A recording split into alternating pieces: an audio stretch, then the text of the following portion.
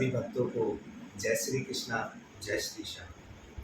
नारायणं नमस्कृत्यं नरं चैव नरोत्तमं देवीं सरस्वतीं व्यासं ततो जय मुदीरये।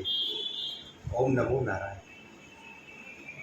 आज हम श्रवण करेंगे भाद्रपद मास की शुक्ल पक्ष की एकादशी, जिसका नाम परिवर्तनी एकादशी है। अन्य कई नाम हैं, वामन एकादशी, जल जुबली एकादशी एवं जयंती एकादशी। तो आज हम श्रवण करेंगे, आप प्रेम पूर्वक श्रवण करेंगे। एक बार युधिष्ठिर ने भगवान कृष्ण से कहा, भगवान, यह जो भाद्रपद मास की एकादशी है, आप इसका वर्णन मुझे कीजिए एवं किस विधि से इस व्रत की पूजा करनी चाहिए एवं यह एकादशी कौन सा फल प्रदान करती है, यह आप मुझे विस्तार में बताइए। एवं कौन से देवता की इस एकादशी व्रत में पूजा अर्चना की जाती है, यह आप मुझे बताइए। तो भगवान कहने लगे, राजन, यह एकादशी समस्त पापों का नाश करने वाली है।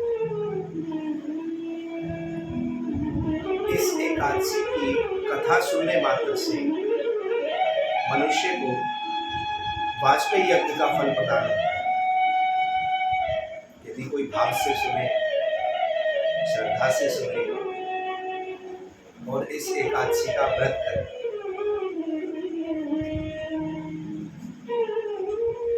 इस एकादशी में भगवान का पूजन करना चाहिए, जागरण करना चाहिए रात्रि को।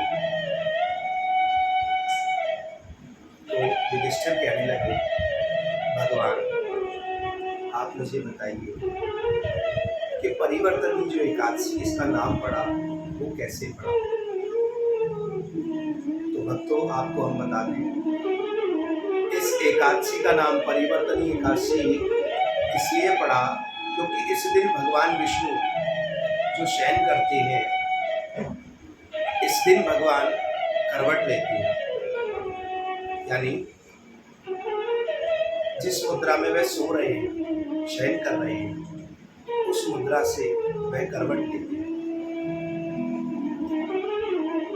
भगवान कहने लगे, युधिष्ठिर, इसलिए इस एकादशी का नाम परिवर्तनी है। फिर युधिष्ठिर कहने लगे, भगवान, कि आपने जो राजा बलि है उसका उद्धार कैसे किया, वह आप मुझे बताइए। उससे आपने कैसे विजय पाई, वह आप मुझे बताइए। भगवान कहने लगे, युधिष्ठिर, ठीक है, मैं आपको बताता हूँ, आप विस्तार पूर्वक श्रवण करें। त्रेता युग में राजा बलि नाम का दानव था। वह सत्यपति, धर्म करने वाला, ब्राह्मणों की सेवा करने वाला था। इस भक्ति से राजा बलि ने इंद्र के सिंहासन पर राज करना शुरू कर दिया। अब इस समस्या से इंद्र एवं सभी देवी देवता विचार करने लगे, चिंता करने लगे, ये क्या हो रहा है। इंद्र के सिंहासन पर ये दानव राज कर रहा है। तो इंद्र ने एवं सभी देवी देवताओं ने भगवान से प्रार्थना की, भगवान, आप ही इसका कोई उपाय करें। तब भगवान श्री वामन भगवान का अवतार लेकर के आए। आपने सुना होगा, श्रीमद् भागवत महापुराण में भी ये कथा आती है। 52 इंच के जो उन्होंने एक बहुत तेजस्वी ब्राह्मण रूप का जो उन्होंने अवतार लिया, वो इतना तेजस्वी रूप था कि राजा बलि का मस्तिष्क, बुद्धि, मन सबने काम करना बंद कर दिया। भगवान राजा बलि के पास गए, कहने लगे, राजा बलि, मुझे आपसे 3 पग धरती चाहिए, यानी 3 पग भूमि चाहिए। यदि आप मुझे देंगे तो आपको तीनों लोगों के दान के बराबर फल मिलेगा। यानी तीनों लोग, एक देवलोक, एक भूलोक, एक पाताल लोक, इन तीनों को ऐसा कहकर भगवान ने राजा बलि से कहा। तो वहां राजा बलि के जो गुरु थे शंकराचार्य, उन्होंने इशारा किया राजा बलि को कि राजा, ये कोई ब्राह्मण नहीं है, ये साक्षात भगवान विष्णु है। आप इसको ये वचन मत दीजिए, ये आपसे सब हर लेगा, ये छलिया है। तो कहते हैं ना, गुरु आज्ञा नाम ना विचारणे याम, यानी गुरु जो आज्ञा कर दे उस पर विचार नहीं करना चाहिए। उसमें कभी ये नहीं सोचना चाहिए कि इसमें हमारा हित है, अहित है, कोई फायदा है या नहीं है। गुरु ने जो आज्ञा कर दी उसका सदैव पालन करना चाहिए। लेकिन राजा बलि ने वहां आज्ञा का पालन नहीं किया और सोचा ये नन्हा सा बालक है, ये 3 पग में क्या ले लेगा। तो राजा बलि ने ऐसा वचन उनको दिया। जब संकल्प करने लगे तो शंकराचार्य जी, जो कमंडल होता है उसमें एक नली जो होती है ऐसे, वह उस नली में जाकर के छोटा सा रूप धारण करके बैठ गए कि ना इसमें से जल बाहर निकलेगा और ना ये संकल्प पूरा होगा। तो ऐसा विचार करने लगे, वह बैठ गई जाकर के। अब जैसे ही संकल्प करने के लिए वह कमंडल ऐसे करने लगे, अब उसमें से जल नहीं आया। तो एक सज्जन ने क्या किया, उसने सोचा कुछ अटक गया है, तो उसने एक कुसा ली और उस नली में ऐसे करके मारी। तो शंकराचार्य जी की आंख फूट गई। तो इससे आपको क्या शिक्षा मिलती है कि दान करने वाले को, दया करने वाले को कभी रोकना नहीं चाहिए, कभी टोकना नहीं चाहिए। भैया जो दान कर रहा है, दया कर रहा है, वो उसकी मर्जी है, वो कर रहा है, आपको उसमें प्रसन्नता होनी चाहिए। तो ऐसा करके वह संकल्प पूरा हुआ। राजा बलि ने भगवान को जब 3 पग भूमि का संकल्प पूर्ण करके कहा, तो भगवान ने 2 पग भूमि में समस्त लोग नाम लिए। अब भगवान ने कहा, राजन, अब ये 3 पग जो मैंने भूमि आपसे मांगी थी, अब मैं ये तीसरा पग कहाँ रखूं? तो राजा बलि ने कहा, भगवान आप मेरे मस्तक पर रख लीजिए। तो राजा बलि ने अपना मस्तक नीचे झुकाया और भगवान ने तीसरा पग उनके मस्तक पर रखा। तो भगवान के मन में एक विचार आया कि राजा बलि बहुत विनीत, बहुत अकेला सा हो गया। तो राजा बलि को भगवान ने वचन दिया कि भाद्रपद की शुक्ल पक्ष की जो एकादशी, वामन एकादशी है, मैं इस पर तुम्हारे लोक में रहूंगा, पाताल लोक में।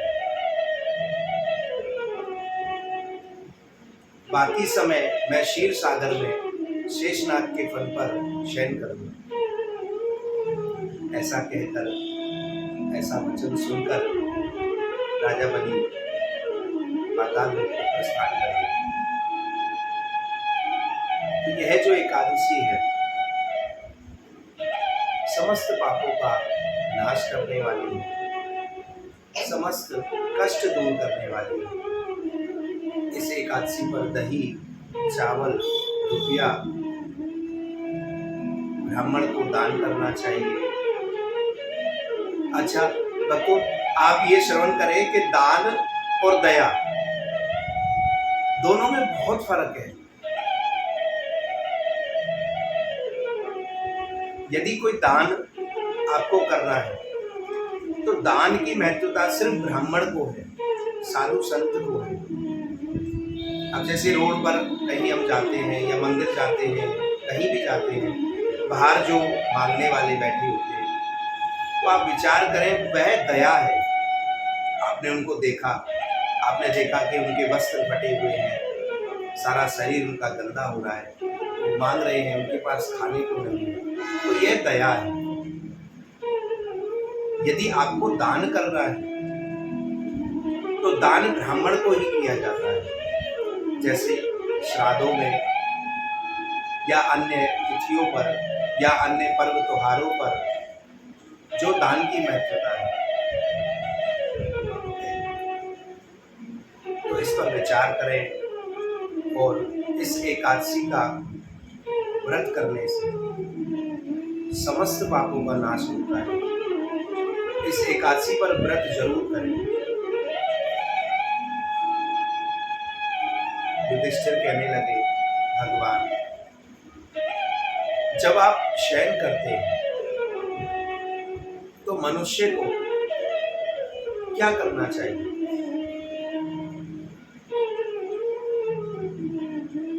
तो भगवान कहते हैं, मनुष्य को वामन भगवान या भगवान विष्णु की पूजा करनी चाहिए। एवं भगवान इस एकादशी पर भगवान विष्णु की पूजा करने से तीनों देव यानी ब्रह्मा, विष्णु और महेश, तीनों देवों की पूजा का फल प्राप्त होता है। इस एकादशी पर पूजा करने से, व्रत करने से।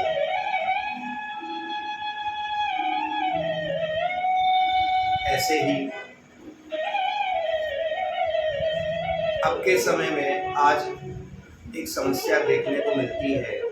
लोगों के घरों में बहुत समस्याएं हैं। किसी का व्यापार नहीं चल रहा, किसी के बच्चे नहीं पढ़ पा रहे, किसी का नुकसान हो रहा है, किसी को घर में डर लगता है, क्लेश होता है, मन अशांत रहता है, छोटी छोटी बात पर घर में कलेश हो जाता है। तो उसके निवारण के लिए हम आपको एक उपाय बताते हैं। अपने घर की चारों कोने की थोड़ी सी रज लें, जरा सी, चारों कोनों की, और वह रज एक लाल, इतने बड़े लाल कपड़े में उस रज को रख लें, चारों को एक साथ। उसके दो भाग कर लें, दो कपड़े बना लें। गोवर्धन आप जाते हैं श्री गिरिराज जी की परिक्रमा करने, तो जिस स्थान से आप परिक्रमा प्रारंभ करें, वहीं पर मट्टी में एक पोटली आप उसको जमीन में गाड़ दें। दूसरी पोटली अपने हाथ में लेकर हरि नाम संकीर्तन करते हुए परिक्रमा को पूर्ण करें। जब आपकी परिक्रमा हो जाए, आप उसी स्थान पर आ जाएं। हमारे गोवर्धन में परिक्रमा की एक विशेषता है कि जहां से आप परिक्रमा प्रारंभ करेंगे, आपकी परिक्रमा का विश्राम जो है वो वहीं होगा। तो जहां आप इस पोटली को गाड़ेंगे, वहां तक एक पोटली दूसरी हाथ में लेकर के परिक्रमा पूरी करके आप उस पोटली को वहां से निकालें जमीन में से, और जो पोटली आप हाथ में लेकर के आए थे उस पोटली को वहां गाड़ दें। अब जो पोटली आपने निकाली, उस रज को अपने घर पर आकर के अपने घर के चारों कोनों में, जहां से आपने रज उठाई, उस चारों कोनों में उस रज को थोड़ा थोड़ा डाल दें। आप निश्चित ही देखेंगे जल्द से जल्द आपके घर से जुड़ी हुई सारी समस्याएं एकदम कट जाएंगी। श्राद्धों में ये कार्य अभी ना करें, नवरात्रों में कर सकते हैं, उसके बाद कर सकते हैं। जैसे कि श्राद्ध है 10 तारीख से, प्रथम श्राद्ध पूर्णिमा का जो श्राद्ध है वह श्राद्ध 10 तारीख को है। तो इन श्राद्धों में अपने पितरों के नाम का दान अवश्य करें। जो भी आप करते हैं वह जरूर करें। और यदि अब समस्या होती है कुछ लोगों की कि महाराज हमें वह दिन नहीं पता जिस दिन हमारे माता पिता या दादा दादी की जिनका स्वर्गवास हुआ था, हमें वह दिन नहीं पता, हमें वह तिथि नहीं पता। तो वह सभी लोग अमावस्या के दिन उनके नाम से श्राद्ध कर सकते हैं। भोजन, वस्त्र, आभूषण इत्यादि जो भी आप देना चाहें दक्षिणा, वह आप ब्राह्मण को दें या ब्राह्मणी को दें। इसलिए यह विचार करें कि यदि आपको तिथि नहीं पता तो आप उनका श्राद्ध अमावस्या को कर सकते हैं, लेकिन श्राद्ध अवश्य करें।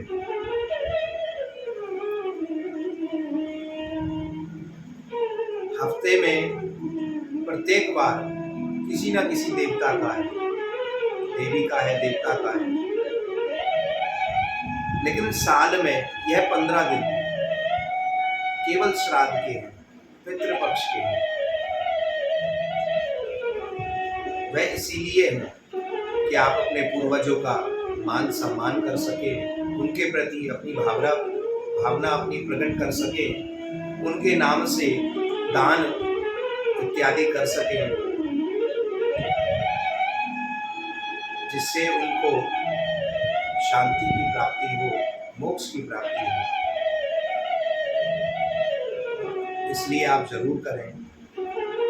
एवं आज की जो एकादशी है इसका नाम वामन एकादशी भी है, परिवर्तनी एकादशी भी है, जयंती एकादशी भी है, जल झूलनी एकादशी भी है। तो इस एकादशी का व्रत अवश्य करें। अंत में सब मेरे साथ मिलकर कहेंगे, श्री राधे।